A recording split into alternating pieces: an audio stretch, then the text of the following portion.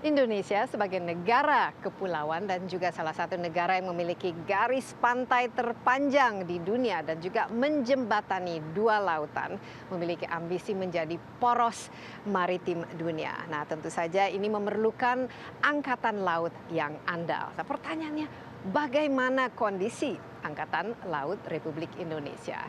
Saat ini saya berada di Komando Armada Timur di Surabaya. Di sini TNI Angkatan Laut memusatkan sebagian besar dari kekuatan armadanya. Dan saya akan berbincang dengan Kepala Staf Angkatan Laut Laksamana TNI Ade Supandi mengenai bagaimana sebenarnya kondisi Angkatan Laut Indonesia dan kesiapannya untuk mewujudkan impian Indonesia menjadi poros maritim dunia.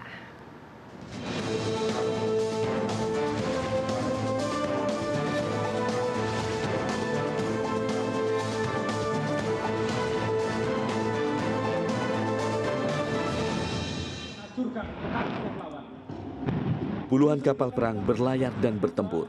Satu persatu, kapal-kapal tersebut menembakkan roket dan meriamnya. Dentuman tembakan sungguh menggetarkan hati. Tak ketinggalan, aksi pasukan khusus yang melompat dari helikopter. Lalu ada pula aksi tank amfibi yang melompat ke laut. Semua aksi tersebut membuat kita yakin akan kekuatan laut TNI. Namun kenyataannya masih banyak pelanggaran dan pencurian di lautan. Dari data Kementerian Kelautan dan Perikanan, total 121 kapal penangkap ikan ilegal berhasil ditangkap dan ditenggelamkan. Jumlah yang tak tertangkap tentu lebih banyak lagi. Ini belum termasuk pelanggaran laut lainnya, seperti pembajakan dan penyelundupan. Salah satu sebab banyaknya pelanggaran tentu lantaran lemahnya kekuatan negara di lautan.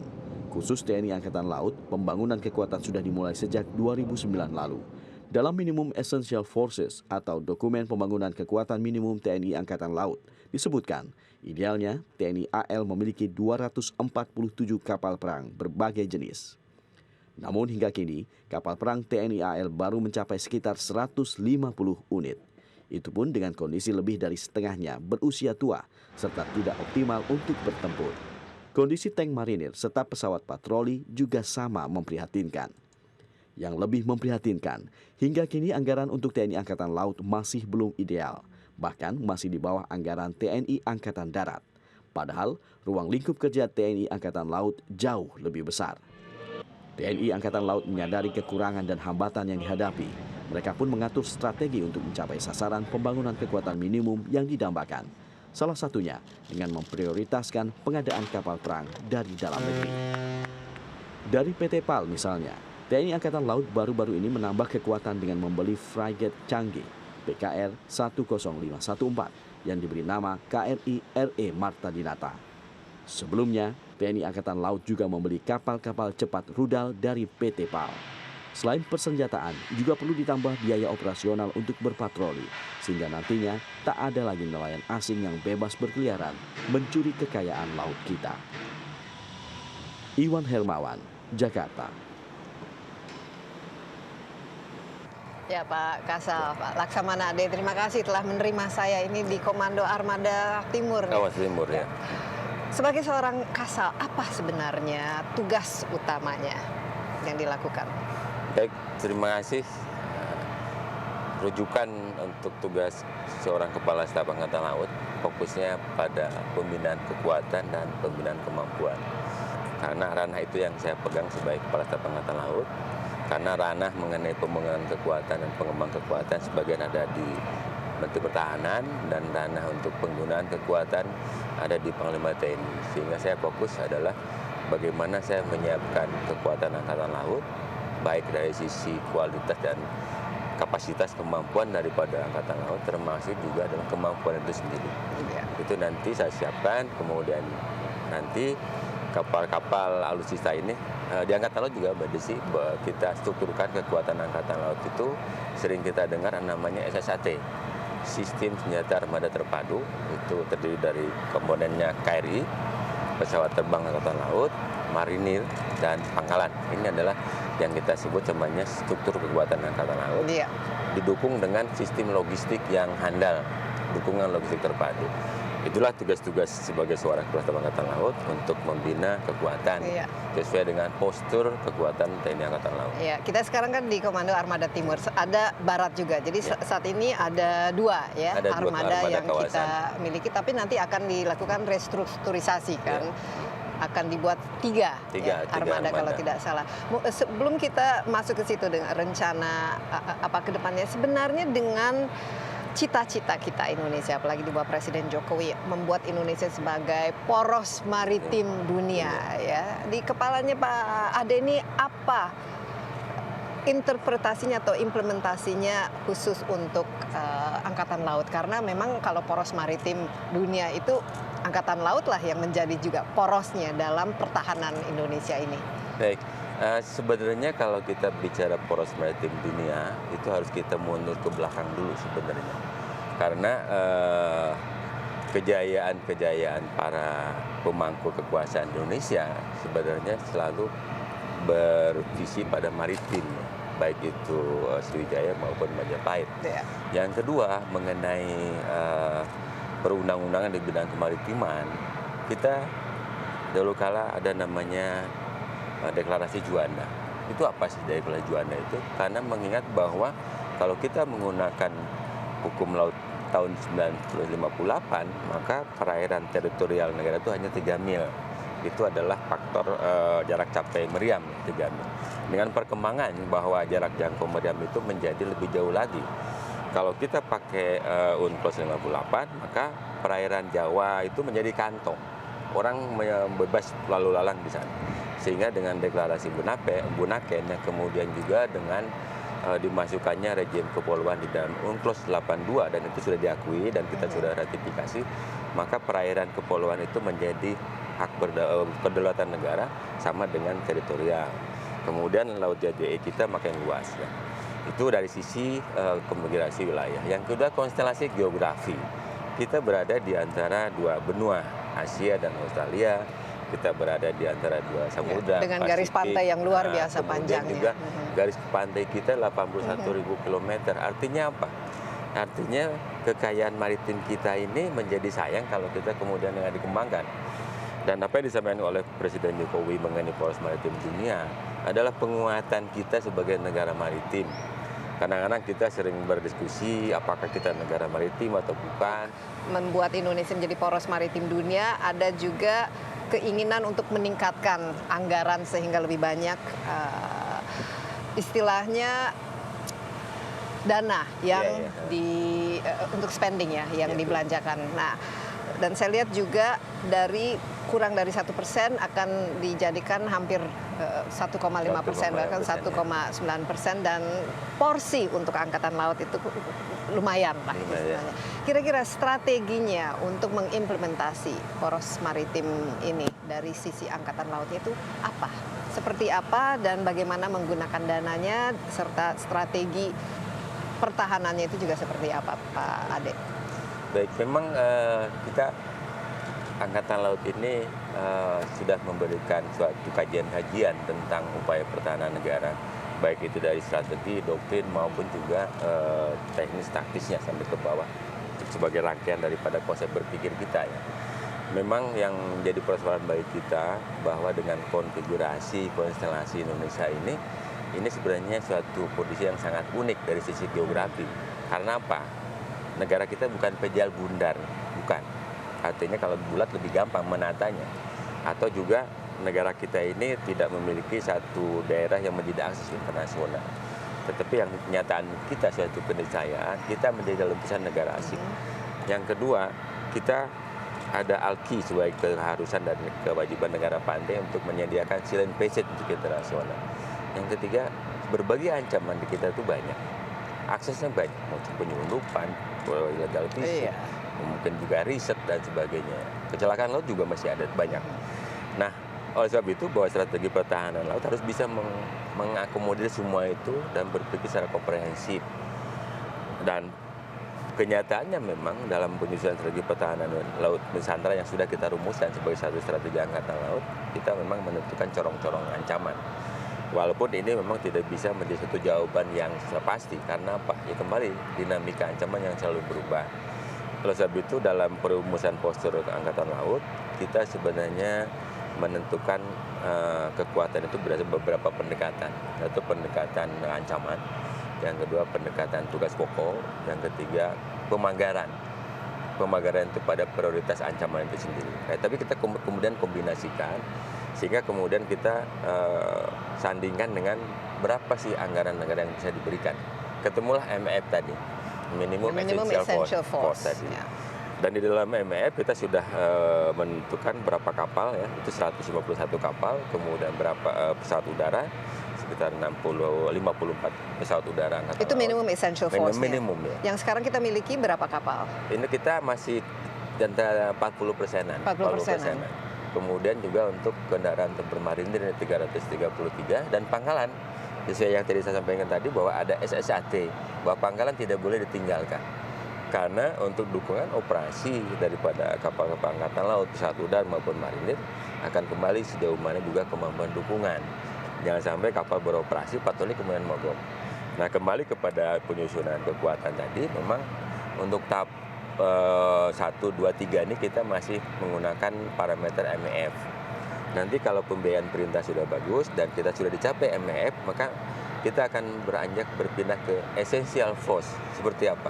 Oke, kira-kira memenuhi MF itu pada tahun berapa Pak Ade? Apalagi kita belum 40% ya, sekarang. Sesuai range yang kita bangun kan MF ini ada 4 tahap lah sampai 2029 sebenarnya. Tahap pertama ini yang tahun range yang lalu, yang kita berjalan ini adalah MF tahap kedua sampai 2019. Nanti 2020-2025 ini kan MF tahap ketiga. Memang ada sedikit, kemudian dengan penyusunan Renstra, kalau sampai Renstra kelima berarti sampai 2029, berarti sampai MF tahap keempat. Iya. Ya mudah-mudahan kalau ekonomi negara bagus, sampai MF tahap ketiga ini bisa selesai gitu.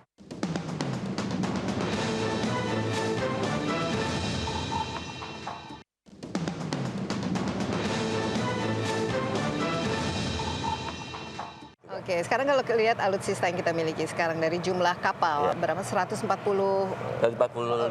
ya. Itu rata-rata kapal perangnya berapa, kapal jenis kapalnya itu apa-apa saja. Dan kalau saya tidak salah kapal selamnya kan baru 2 ya sekarang, dan itu pun masih tua ya. Memang dalam penyusunan postur kekuatan Angkatan Laut, khususnya untuk kapal permukaan ini adalah sista dasar Angkatan Laut sebenarnya. Di negara manapun menentukan basic force itu pada kapal permukaan. Karena tanpa kapal permukaan tidak ada Angkatan Laut tentunya. Mungkin angkatan lain ya. Nah, dari postur kekuatan itu memang ada jenis-jenis kapal sesuai dengan proyeksi, fungsi, dan perannya.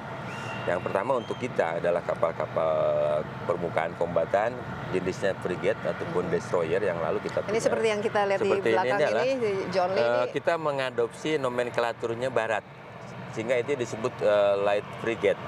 Karena untuk frigate sendiri itu panjangnya di atas 100. Ini masih di bawah 190 meteran, ini kategorinya light frigate. Jadi berapa kita memiliki? Nah, itu diharapkan kita sebenarnya dalam postur itu proyeksi 3 trouble spot tadi, karena ada kaitan. 1 trouble spot ini dibuat oleh 1 armada, sehingga kita ada 3 trouble spot, berarti ada 3 armada sebenarnya gitu kan. Dan tumpuan adalah untuk kapal kombatan sebagai striking force ini adalah kapal-kapal frigate, light frigate ini maupun corvette. Nah, kita harapkan memang kita menghitung itu sebenarnya 25 paling tidak dengan revisi postur ini adalah masing-masing ini nanti ada, kalau 25 bagi 3 kan ada 88 masing armada. Itu minimum essential force ya. Tapi masih belum ideal. Idealnya itu berapa ya essential sebenarnya force? Paling tidak untuk kombatan ini satu mampu menjadi kapal tabir ya. Kapal tabir itu kita desain untuk 1 BTP marinir itu 7 kapal frigate lah. Kemudian juga ada kapal nanti juga kita butuhkan untuk pemukul ya, sebagai satuan striking force-nya sendiri untuk Kogas Gablat biasa kita untuk gabungan laut memukul konvoi musuh dulu gitu kan. Sehingga itu butuh untuk kekuatan ya sekitar sama aja, kayaknya paling gampang itu 77 kapal. Karena itu suatu proyeksi kekuatan yang masih mungkin kita bisa lakukan. Nah, dari armada yang kita miliki sekarang ya, peralatan kapal dan lain sebagainya, itu rata-rata usianya itu berapa Pak Ade? Dan berapa yang baru sebenarnya kita butuhkan? Memang bagi negara manapun yang memelihara angkatan laut itu butuh budgeting yang cukup besar. Pertama, semua angkatan laut negara manapun itu tidak mungkin mengadakan kapal untuk kebutuhan postur sekaligus, karena kapal sendiri butuh proses ya. Sehingga untuk kapal-kapal kita sendiri itu bertahap masuknya. Ada yang sudah 35 tahun, ada yang sudah 50 tahun. Ada juga kapal kita di Pulau Lamil yang dia tahun 61. Tapi katanya bisa Itu masih tapi bisa karena digunakan, di kapal itu itu masih kapal efektif. angkut, maka secara assessment terhadap kondisi teknis itu masih memungkinkan. Karena dia tugas hanya untuk berlayar dan mendukung kegiatan pergeseran pasukan gitu kan. Sehingga yang lebih penting adalah kemampuan berlayarnya gitu kan. Tapi kalau untuk kapal kombatan saya kira tidak mungkin gitu kan, karena dia harus bisa bertempur di laut, tidak hanya berlayar saja, sehingga combat sistemnya kalau tidak memenuhi syarat harus diganti. Baik, Dengan kapal jadi baru. bagian dari strategi adalah melakukan restrukturisasi Restrukturisasi, ya. ya. Salah satunya itu dengan membuat semacam Komando Armada Republik Indonesia. Ya, Jadi ya, bukan betul. Barat dan Timur lagi, tapi sekarang Komando Republik Indonesia dengan nanti ada 3 armada. Ya. Ya bisa diceritakan pemikiran di balik itu Pak Ade. Kenapa direstrukturisasi seperti itu? Sebenarnya karena bentangan tugas yang demikian luas, ya. Demikian luas. Kalau kita coba kita bandingkan luasnya wilayah negara kita dengan Eropa Barat itu sama.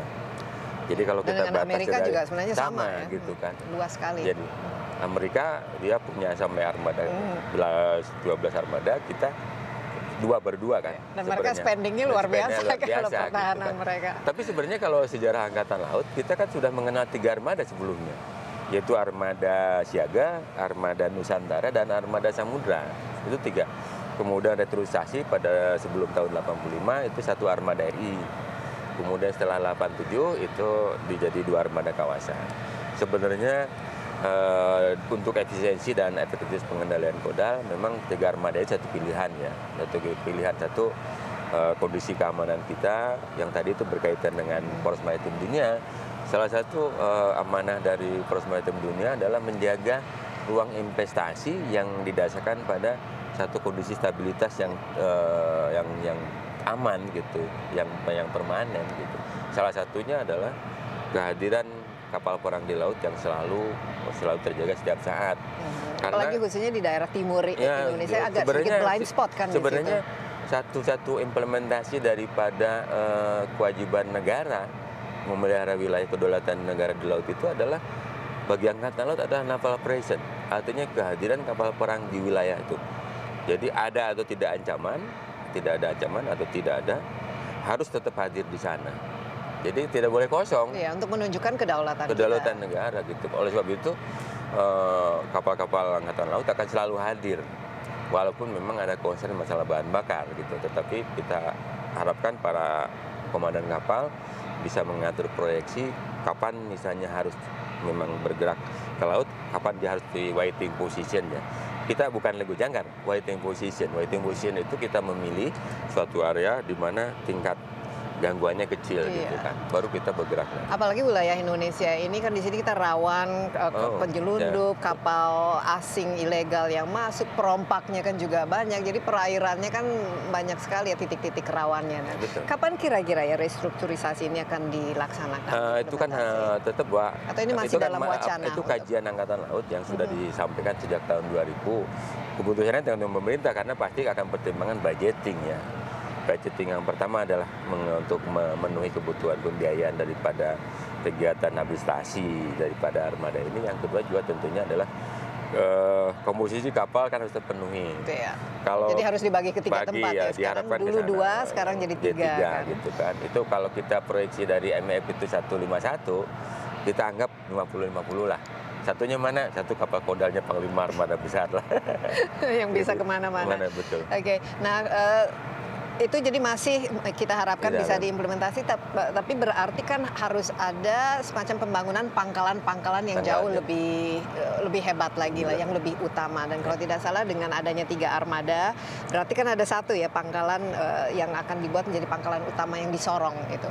Itu bagaimana rencana ke depannya? Kita sedang kan validasi sedang berjalan gitu kan. Tetapi sementara ini untuk yang konsep Angkatan Laut mengenai pengembangan pangkalan ya. Pangkalan ini harus bisa memberikan dukungan logistik terhadap kapal operasi Dan saat ini untuk lanal tipe A ataupun lantamal ini 14 ya. 14 termasuk di Papua itu di Jayapura, Sorong, dan Merauke. Kemudian ada Ambon, kemudian Kupang, Manado. Kemudian yang baru juga adalah Tarakan, baru tahun ini di akhir tahun kemarin, dan Pontianak. Nah, ini bertahap kita penuhi kelengkapannya, baik dermaga. Yang paling penting adalah dermaga dan dukungan logistik. Iya, penting sekali. Penting sekali karena keberadaan pangkalan di misalnya di wilayah timur itu bisa menghemat dukungan biaya bahan bakar lah, kita bahan bakar. Karena kalau kapal operasi dari sini terus dari Iya, terlalu jauh. Sehingga, Dan apalagi kalau ada apa-apa justru nanti kita keburu kabur. Namanya reaction time, respon time bagi kekuatan angkatan laut itu penting karena lama. Jadi jangan terlalu jauh, dekatkan dengan daerah operasi. Oleh sebab itu saya pada staf saya coba dievaluasi kembali, tiap 300 mil suatu pangkalan harus ada dermaga yang lengkap dengan dukungan dan fasilitas termasuk dukungan logistik, sehingga dengan 300 mil kita anggap 10 jam untuk deployment, sehingga kalau ada kegiatan di situ tidak kebingungan dengan bahan bakar gitu. Tapi Komando Armada di Surabaya ini akan tetap menjadi pusat ya dari karena gini, Armada Republik kita Indonesia. ini dermaga ini kan banyak memiliki fasilitas yang memungkinkan kita melakukan pemeliharaan gitu, termasuk juga berada di sini ada kan PT PAL juga di sini, jadi gampang ya untuk pemesanan kapal. Termasuk juga kita memanfaatkan ke depan adalah galangan kapal setempat yang kita supervisi untuk mampu menangani perbaikan kapal-kapal patroli, kapal angkut yang sifat teknologinya nggak terlalu berat. Dan saya kira itu bisa kita penuhi. Tapi Pak Ade, saya ingin naik ke kapal ini John juga Lee ini. mungkin nanti akan saya kenalkan. Kapal ini kan memang kita beli tahun lalu sudah masuk dan sudah memberikan kontribusi. Ini dibeli dari mana? Ini sebenarnya ini dari Inggris. Inggris ini, ya. British Aerospace ya. BE ya. Jadi ini kapal bentuk siap tempur. Siap, dengan siap. peralatannya Ya, semua. Ini coba kalau udah diuangkan kira-kira harganya berapa ya Pak? Sebenarnya ini kan kita beli tanda petik ya. Kapal ini tanda petik kita beli bekas, tapi belum pernah dipakai. Kok bisa ada bekas karena belum dulu pernah kan ini dipakai? pesanan Brunei. Brunei tahun itu bareng sebenarnya dengan pesanan Brunei terus mereka nggak jadi beli gitu. Nggak jadi beli. Dan waktu bangun sebenarnya waktunya sama dengan waktu bangun kita kapal Sigma yang satu jenis di depan sana. Pak, itu sama. Adik, saya nggak sabar untuk Ya, naik kalau kapal. kita ke sana, itu kita kesana. banyak hal yang bisa kita cerita dalam kapal. Bisa diperlihatkan nanti kecanggihannya apa, kapabilitasnya dan. Walaupun ada beberapa ruangan mungkin tidak bisa di shot ini. Tapi ceritanya nanti bisa disampaikan. Ceritanya penting. Yuk kita ke sana.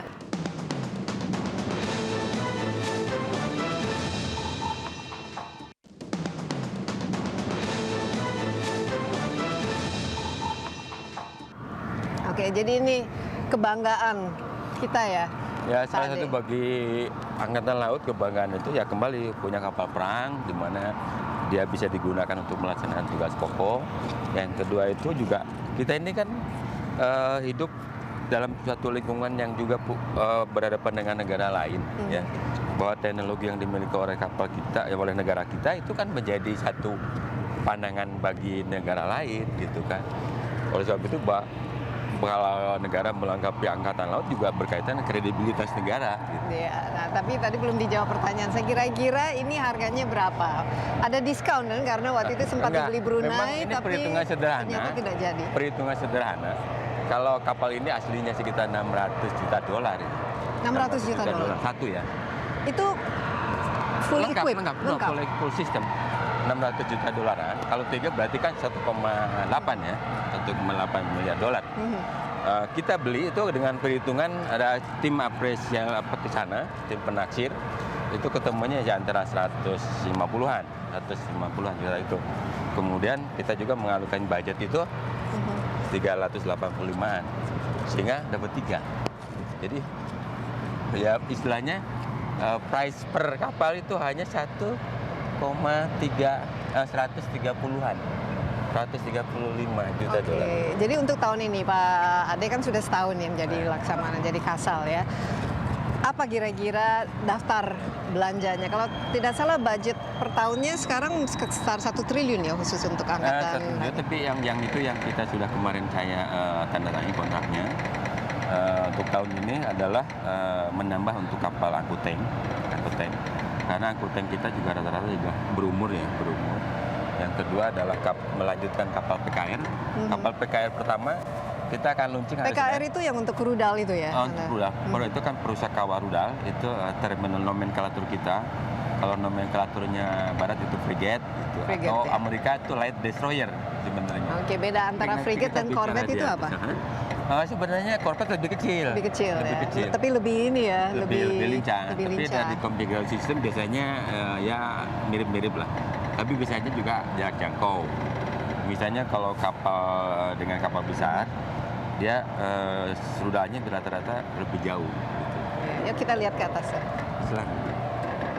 Pak ada yang ini. Saya ikut aja Pak. Aduh.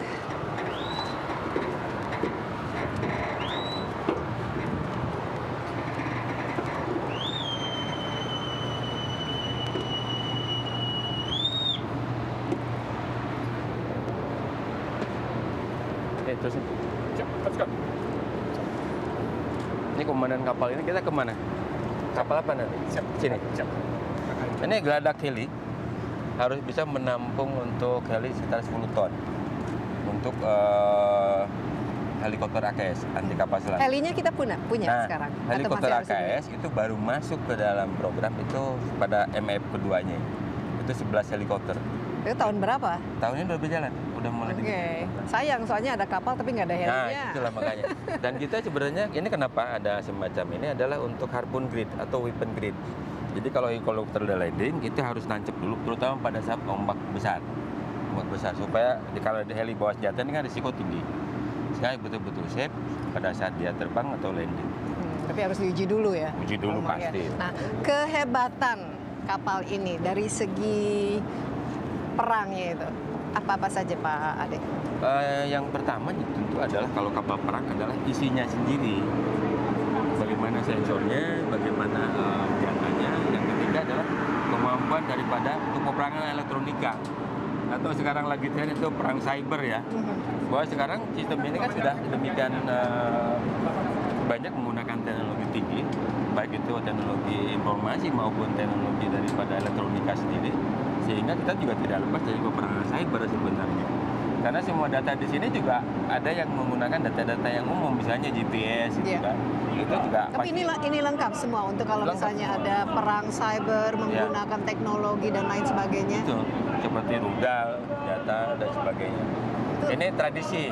Apa tradisinya? Karena ada kasal masuk kapal, sehingga kemudian diumumkan kepada seluruh anak buah kapal, kalau di kapal ini sekarang ada kasal. Termasuk The juga captain on the ship biasanya kan.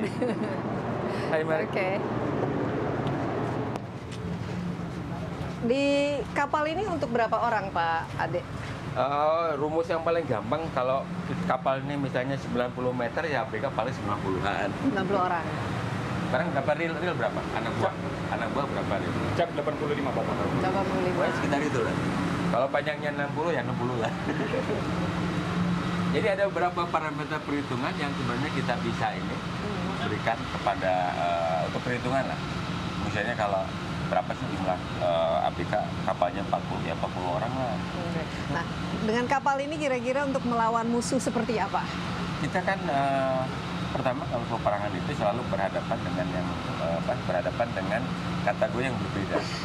Jadi kapal ini jelas kapal-kapal korvet itu secara basic role function itu satu peperangan pertahanan anti udara.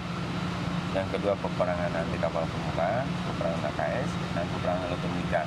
Termasuk juga adalah untuk gunfire support. Ini dalam masa perang. Tapi kalau masa damai jelas harus bisa menangani illegal fishing, illegal logging. Jadi ini untuk patroli juga ya? Patroli juga gitu kan. Nah kalau untuk peperangan itu kita lihat mampu dengan siapa saja ada sekelas.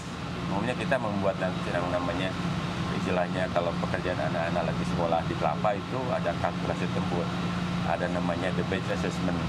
Kalau kita menyerang dengan satu rudal, kira-kira kapal lain akan hancur atau lumpuh atau dia ketawa-ketawa gitu ya.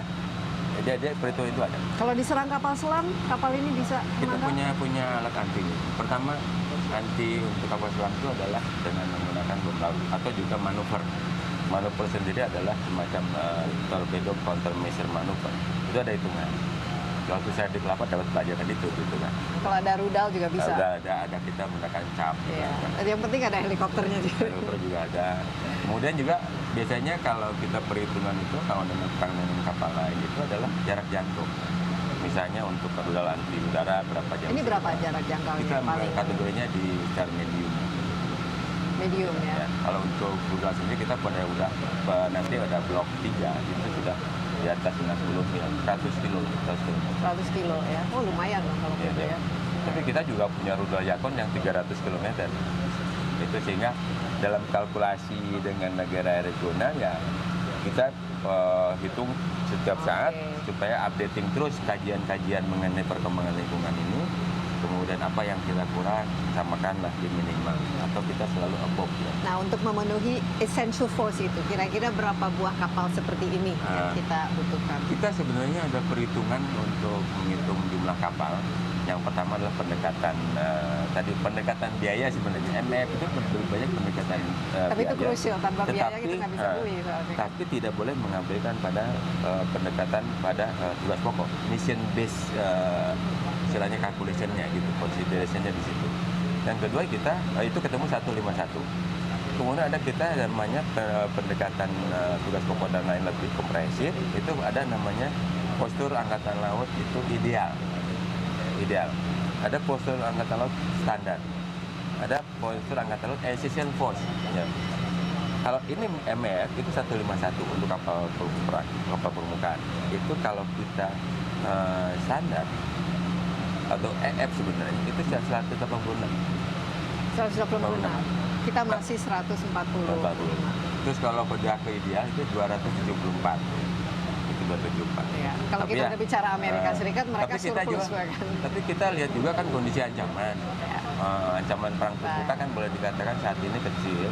Yang ada adalah short of war, artinya pengamanan perbatasan, kemudian senggol-senggolan, kemudian juga mungkin sifat threaten itu kan pengancaman, yang menghidupkan fire control gitu kan dan sebagainya. Itu sudah merupakan bentuk pengancaman di laut.